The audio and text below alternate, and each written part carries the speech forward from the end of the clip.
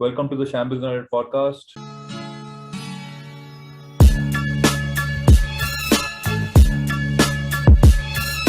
Today I'm joined by three guests, and there's Manu joining us for the first time. He's actually from Kerala, but right now he's in Pune. And it's always nice to have new people on the show. So welcome, Manu. And also I'm joined with my two regulars, Shorts and Kevin. I think Shorts has done more episodes than I have, so I think he can be named the new host of this podcast.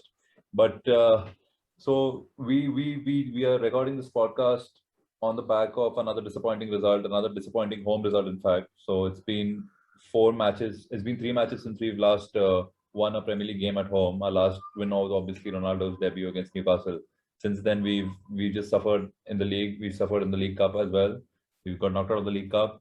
Somehow we managed to beat Villarreal in the Champions League, but in terms of our domestic form, it's not been the best. And even today's performance, even though United went ahead, there was always that doubt that something's going to happen. And until we didn't get our second goal, we were sure that maybe Everton can just peg us back with a goal.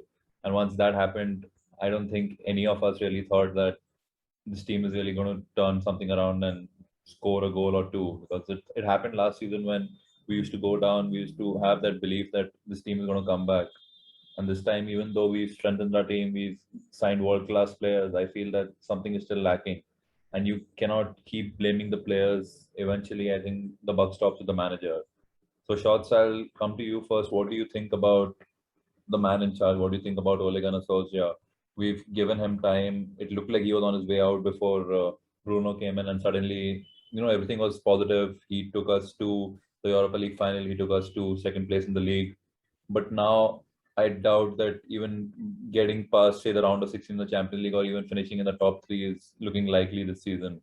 And obviously, the easy solution is to sack Ole, but we need to think about the repercussions after that, who we are going to get in after that, whether he's really going to be give us something else that Ole isn't. So, what do you think? What is the best way forward? Thanks, Pranav. So, we haven't been doing this pod since a long time, but right. So, Olge has done a good job rebuilding the team, rebuilding what Manchester United stands for. Gave us hopes. The team had been doing really well. Say last season as well, we did really well. But right now, we're looking at a drop off in our outputs and the setup that he's playing right now. I was going through some articles. I was going through Twitter as well. Whatever threads I've been reading is that our front line is not augmenting our midfield in terms of tracking the ball, and we have been deploying Pogba as well in the midfield, where he's not very good with his work rate as well. So that is why he's again and again going to McFred. He should have gotten a DM in the window itself. He should not have stopped with only signing Ronaldo, Varane. He should have looked like, but right now, whatever players we have at this point in time, we should definitely look at more switches in the wing, more pressure on the back line of our oppositions. We are always having trouble with say low blocks. We have a plan in terms of it was a little bit of it was showing off against Villarreal when we were playing the long balls, direct balls into the back against the low block, but our execution was not up to the mark. We need more practice there. Our set piece coach has helped us, become a little bit better, but still there's a lot of work to be done there. I expect after Rashford comes in after the international break, we will have an upturn in form. But right now things are looking pretty bleak. So even if we don't sack Ole, which is highly unlikely because we don't have a good, a replacement lined up for him. But if we keep Ole there, Ole needs to get in another coach to help him with his tactics because Ole does not have the repertoire or else the support to actually drill in ball movements or off the ball movement at this point in time because it is not showing on the pitch at all. Absolutely, and you made a good point of the set piece coach, but if you notice today that the goal we conceded was on the counter attack from a set piece. So we've just thrown too many bodies forward. What do you make of Everton's goal? Like, I think in the transition we could have made fouls, we could have stopped it. Someone could have taken a yellow card. Everyone was just going along trying to win the ball back. And sometimes you've got to be tactical. You need to use your head a bit and say, okay, fine, I'll take one for the team, because obviously that didn't happen, and then they ended up scoring. So what did you think of the way Everton just broke apart with that kind of terrifying pace? Players like Andros Townsend, who are not really known for their goal scoring exploits, are just so calmly slotting the ball home, and our defense can do nothing because most of our players are upfield 50 yards away from the goal. So what do you make of Everton's goal? So basically, if you're looking at, say, Townsend has been in good form this season. It's purple patch that he's having. But when you're looking at what we could have done, Fred was actually tackling him. Fred was on him. We had 3 people at the back, if I'm not wrong. Fred tackled him, got the ball off. Then again, it fell into Gray's path. He could have fouled him there, but he did not. Wan-Bissaka was drawn into Gray. Gray just passed it off. Wan-Bissaka should have flinged his leg at the ball itself, and it might have gone somewhere. It would have say gone out, or maybe it would have trickled down. We are not sure about that. Then Doucouré came into the picture. Doucouré could have been fouled again, but we did not do that. And then Dia was left alone. So I think Shaw also made a mistake initially because he left out the man to make the pass.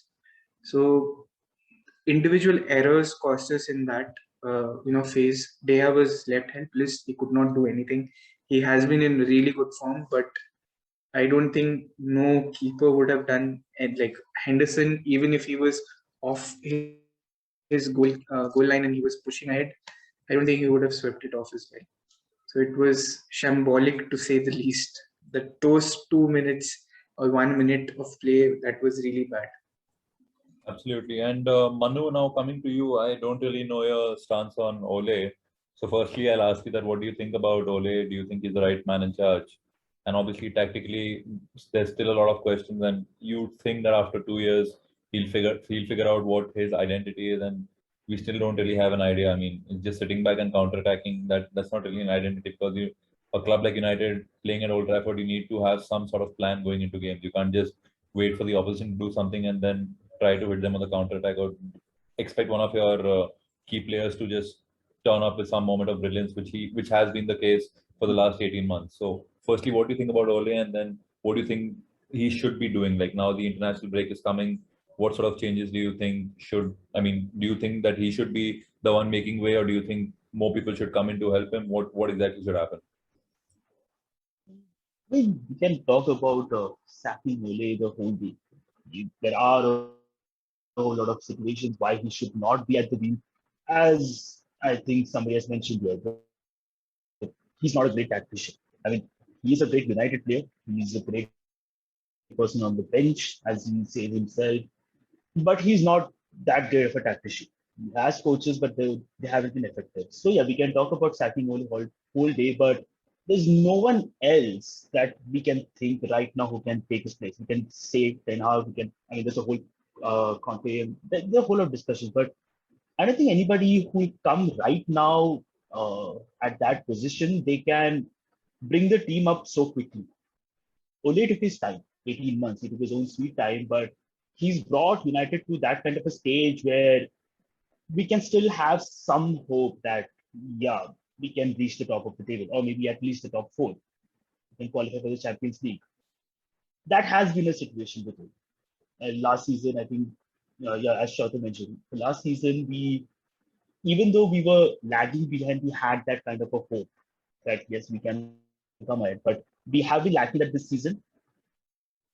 He could have gone with the defensive midfielder, which is a very important position right now that we need.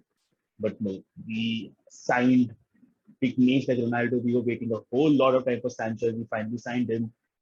But it's not like they have been used up to their potential. So the whole international break, the time that he's getting right now, that's one time when he can kind of refigure what is important right now. United is great at counter-attack. I mean, every time the ball was in our half, whenever they just missed scoring, we have just rushed forward. And you had Rashford at that time. He was great at that position. You had Rashford, he's created chances. He had that kind of a counter-attacking capability, which is lacking now, first of all. And second, we can't just rely on that every time. Really can't. I mean, for a team who just sits there, who's known for its attacking capabilities, is waiting for someone to come to our half and play, and then now we take it to your half. That doesn't work. So the whole international break is when we can actually sit down, think what's important, just try to reconfigure his coach, set of coaches, his tactics. Sacking him may not be the right option now. It's just like give him time till the end of the season. He has brought in these big names. Some of his tactics are like, just pass it to Ronaldo and just score. That's what happens. He just cross into the box, waiting for someone to score there.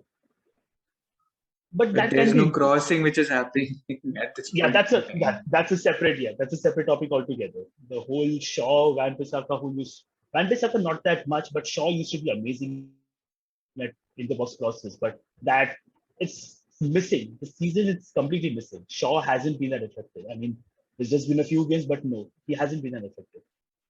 So I think it's just you sit down and just think about what next to do rather than sacking him. Let him take his time. We have to the end of the season. I know for someone like a United fan to see them going down to the table and just relying on draws is not a good thing. But yeah, that's kind of my stand. Just keep him at the wheel for a few more months. Yeah, I think even sacking him now, it's too early in the season. Maybe if it is December, January, and we see ourselves, say, 9 points away from the top four, then probably we can sack him. But now, like, we are still in the top four. We are still a few points away from the top. So we can still give him a good chance. So I think. We all know what. Yeah, go ahead. We all know what happened last season. Yeah. Right. We were losing the initial matches at home, but in the end, we picked up the pace. We started.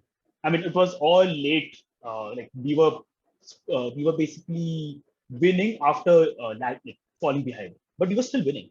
So give it time. I mean, just 4 months is not a good time to analyze if the season is going bad or not. That's true. And Kevin, coming to you, what did you make of the team selection today?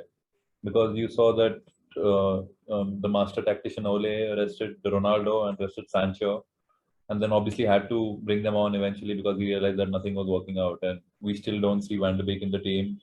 And obviously now today McTominay is the one who was criticized and questioned by a lot of fans. So what did you make of the team selection today and generally the individuals, say like the Freds, the McTominays, Sancho after coming on? What did you make of all of them? Personally, starting with the team selection, when I saw the team, I was a bit confused. Yes, there was this point race that we were playing a game on a Saturday when we've already played on a Wednesday. But considering there is an international break and this was a crucial game for us, considering our next fixtures are Liverpool, City, Spurs, Leicester.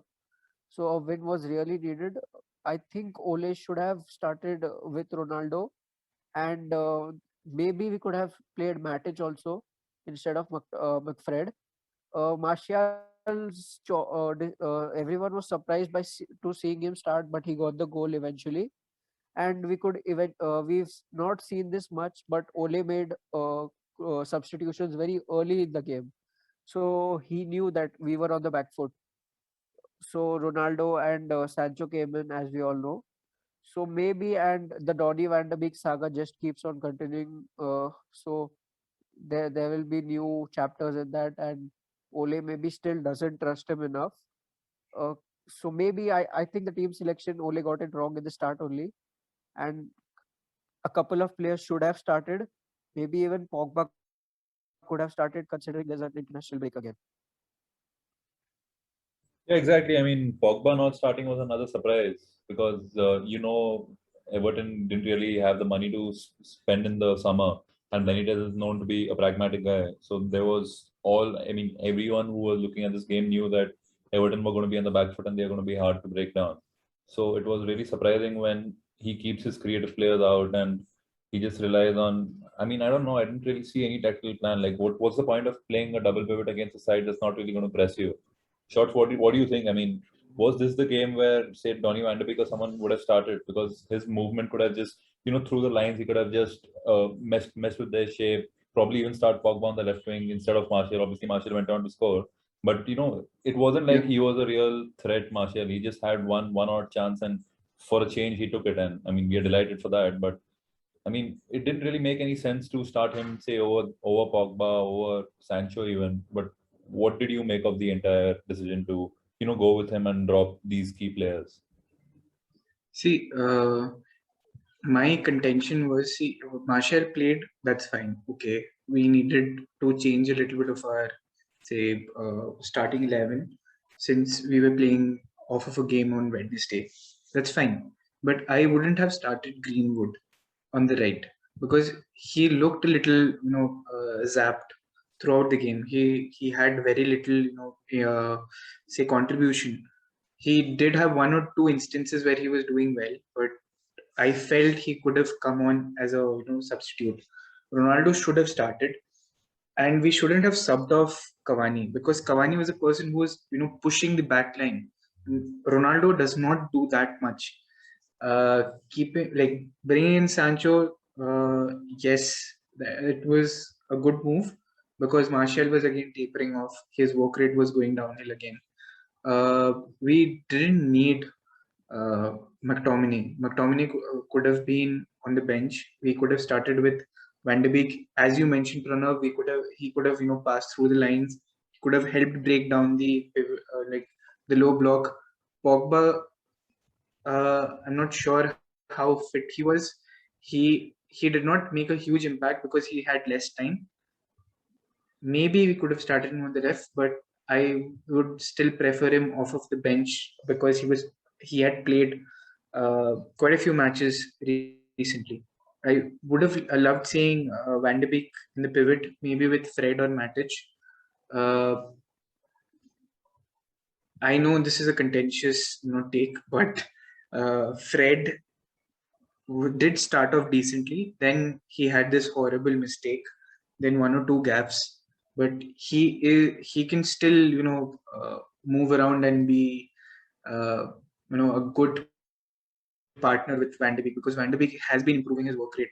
Like we have noticed that. Um, Apart from that, I didn't think Cavani should have come off. Cavani and Ronaldo should have played. We after the break, I hope say Rashford is back. Obviously, our work rate for our forwards will go up, but if we can, we should definitely try out a 4-4-2 shape where two strikers are playing because Cavani and Ronaldo, both of them being there, that will actually terrify people in the opposition. And maybe we can work around our midfielders later on and wingers as well. Wow, that's quite revolutionary to bring back the 4-4-2. Manu, do you think that will work? Given how bad our defensive midfield is, do you think a 4-4-2 is the way to go? Actually, yeah. I mean, as Shota mentioned, having Cavani and Ronaldo out there, when you have such world-class players in your team who are a threat just by having their name in the lineup, you should use them. Not always. You shouldn't just have that 4-4-2 lineup with Cavani and uh, Ronaldo always. But when you have such a game where you need to just come out of that zone, like you're just losing, withdrawing, then you need to use them. But defensive midfield, as I said, it's poor. But there is a scope for improvement if you try to try some other combinations. McFred is a combination which has been playing for so long that everyone is kind of used to them. You know how they're going to play. And Tom McTominay, yeah, he wasn't that effective today. Fred, he has a great work rate, but not the skill to match it. He kind of loses the ball in at that key position and at the key time, not when he should be. A 4-4-2 lineup would have been a bit better. I mean, you could try that out. When you have that kind of a game, when you have this kind of players, you can try that lineup. That's what it is. I mean, it's high time you kind of move away from the dual pivot, especially against a team like Everton, who isn't that great at attack. They try to hold off, so you can just try to have that kind of players who just keep pushing on. And where do you stand on Van de Beek? Like most fans I speak to want Van de Beek back in the team. They want him starting regularly, but for some reason Ole just doesn't see it the same way as we do. So where do you stand on that? Feel terribly sorry for the guy. I mean, he was great at Ajax, and now just because he's not getting enough time at United, he's been out of the squad for the international break. He's not playing that much for him. So I actually feel sad for the guy, and he is someone who can. Okay, if you're planning to have a gameplay, to have a tactic where you're just trying to put the ball in the box and you want someone to just convert it, then Van de Beek is the guy for you. He has that kind of a capability where he's amazing in the box. He has the kind of capability where he can just run around, just create havoc amongst the defenders and the midfielders, and the ball goes somewhere else. I mean, I think there was this game where he did not have a single touch, but it's just because of him that a goal was made. I don't know why I can't recall the game right now, but there has been such a scenario. Because he's I that think kind the of a match player who against just Southampton last time. yeah, I think yeah, exactly. That will be the one. So he's the kind of player who just runs around, as it breaks the lines, the defender just keeps running around, gets the ball, doesn't wait for long. He's not the kind of guy who's an individual player. To be honest, I think Van der Beek is one of the team players out there, and I'm the kind of guy who thinks that there are a lot of players in the squad right now who just think about they are a bit selfish when it comes to that point. This guy's not. And he's a better player than Fred, obviously. If you give him the chance, he can prove it to you. He is improving his work rate, he has that skill. Why not use it? I mean, a pivot or DM is not his natural position, but he is trying his best to be at that position. Not getting enough play time is a bad thing to happen for such a talented guy. So say if Van de Beek starts the next game, what sort of formation do you think United should play, and who should be the players that make way? Would you want a team that has Pogba, Bruno, and Van de Beek in the team? Uh, I mean, starting Van de Beek as a midfielder, maybe not. I mean, he's the kind of guy who's the moment he came into the United squad, he came as a Bruno replacement, but that's never going to happen. So the moment he came into the squad, they tried to make him a defensive midfielder. So you can go ahead. You can basically go ahead with a 4-2-3-1 formation, which is kind of your winning formula and the only formula that you have. Go with that formation, but keep a combination like maybe Van der Beek and Matic. Matic basically boosts up the defense. He helps the two backs, like right now it's Varane and Lindelof. He basically helps them. And you have Van der Beek who just runs forward and comes back. He's a good box to midfielder. So he can help in that formation. Just go with that formation, but just have him in the team with a player who just supports him in that manner.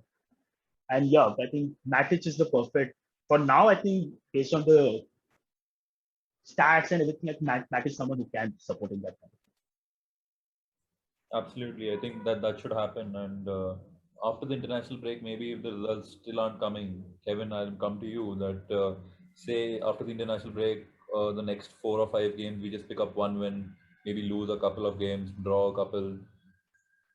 We are closer to say November, December. Would you then want Ole gone? Say we are eighth or ninth. If he's sacked, who are the managers you would like coming in? And would you want it someone to be on an interim basis, or would you just say that we trust in this guy and we should sign him permanently? Because that's kind of a tricky time to get in a permanent manager, because you don't really know what the philosophy is, what certain players will think of that manager. Will Pogba extend? Will he not? So, what should I mean? I'm just expecting the worst after the international break, that suddenly United's form just goes downhill. So what will you do then? If nothing is working, if Ole tries every single trick in the card in the deck, he gets Van de Beek on, he gets a formation change, he plays a back three, he tries everything and it's not working. Then what do we do? So I'll start off by saying that Ole is backed by the players and the owners as well. So there's not much of a conundrum for them to, we need a manager change or something. So the players know that he is the guy, and even there hasn't been any just the reactions from the fans and everything. So the upcoming games will definitely be tough for Ole, but I think deep down, even Ole knows that he will be safe at least till the end of the season. So the fear of him getting sacked hasn't hit completely yet. Considering our upcoming games, I would like to see a few changes in the team, and hopefully Ole does that and he realizes and if they work for us, then well and good enough. If not, then there's still always hope for improvement. The as and you asked a few replacements. I think it was mentioned earlier before, there aren't any ideal managers available. So, and even if they are available, we'll have to give them on an interim basis only first. And considering we have spent a lot of money on Sancho and Varane and Cristiano Ronaldo, so the new managers, even if he asks for new players, it will be difficult to get because it will be the January transfer window. So I'd like to see Ole continue till the end of the season, and hopefully our team improves, and hopefully as last year we picked up form and our run continues, and players like Sancho and with Rashford back, they get their mojo back and they are up and running for us. And defensive midfielder solution has to come in January. There is no other solution for that. We have to find someone who is a proper defensive midfielder in the January transfer window. Till then, Ole has to be will be backed, in my opinion, by the management. So you want a defensive midfielder in January, and in January, clubs don't usually tend to spend that kind of money. And if United need that kind of defensive midfielder, the options we were considering were obviously Declan Rice, and we weren't really considering Bissouma. There were links to Saul, but I think Declan Rice is the number one. There are now talks of Calvin Phillips as well, but I see that highly unrealistic. So if we want someone like Declan Rice, he's not going to come for anything less than 70 or 80 million pounds. So do you think United will be spending that kind of money in January? Because that looks highly unlikely.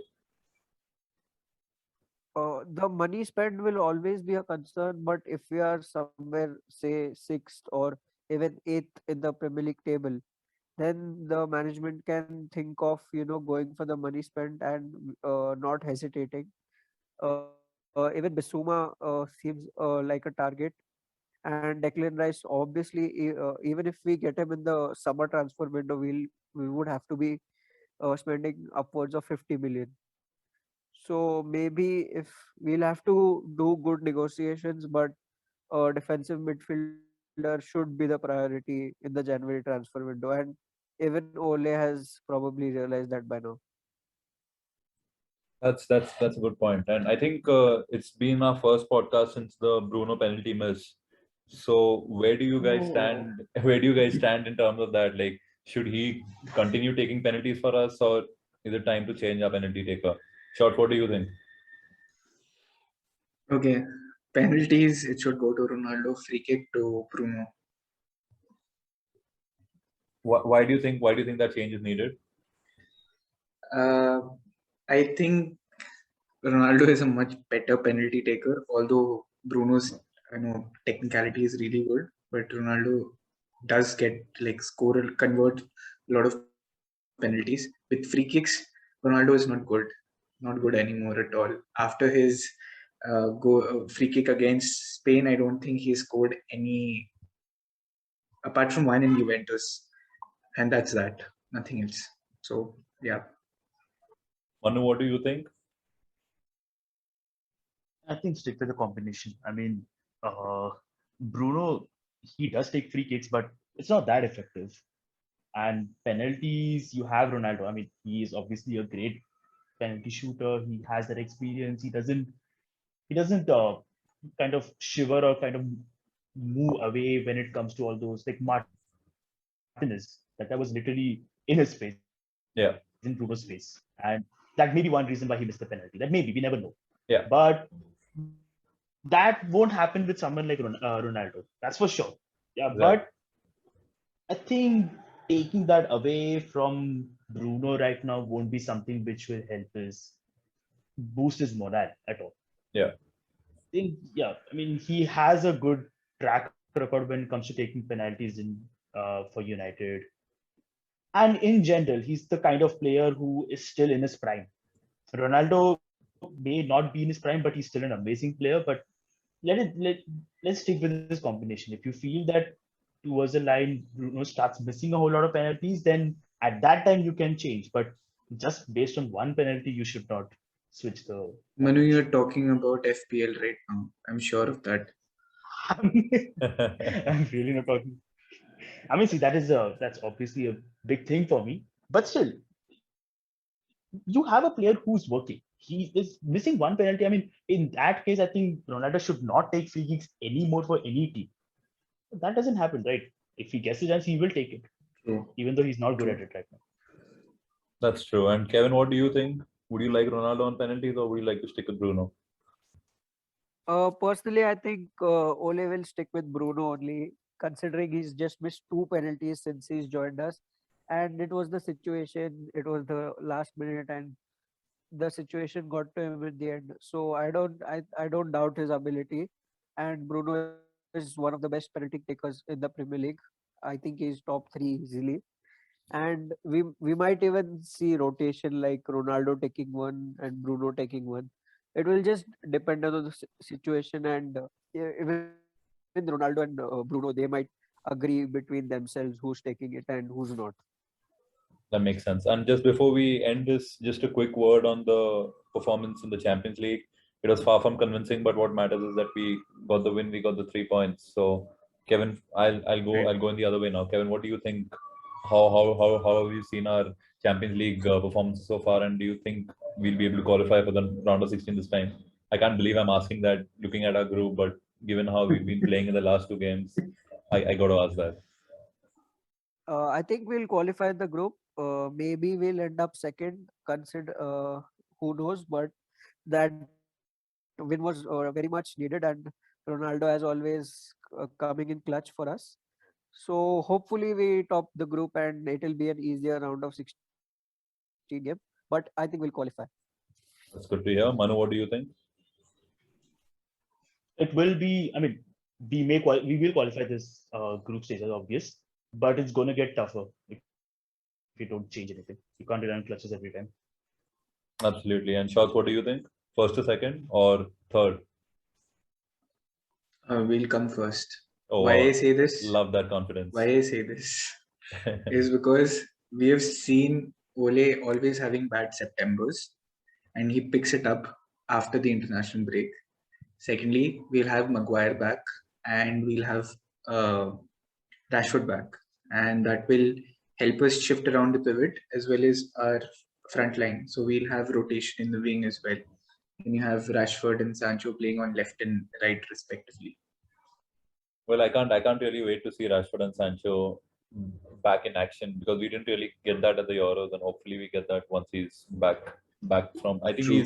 he started light training now, so I expect after the international break maybe he'll be back. Can't wait for that. And Plus, we yeah, have Lingardino. we got Lingard as well, who is assisting the opposition, but then scoring winners after that. I All think I'm right, guys. actually waiting for Shaw and Rashford. They were an amazing Yeah, combination. they really combine well on the left wing. That's a really good combination. That's missing for a whole lot of time, I think now. Yeah. But yeah. But I like how even Greenwood has stepped up, in their absence. He started the season really well, and obviously after Ronaldo, the focal point he's become the focal point now. But I think Greenwood, last game before the Everton game in the Champions League, I don't think he was that good. But yeah, apart from that, I think he's been pretty good. So that's it, guys. Thanks a lot for joining me.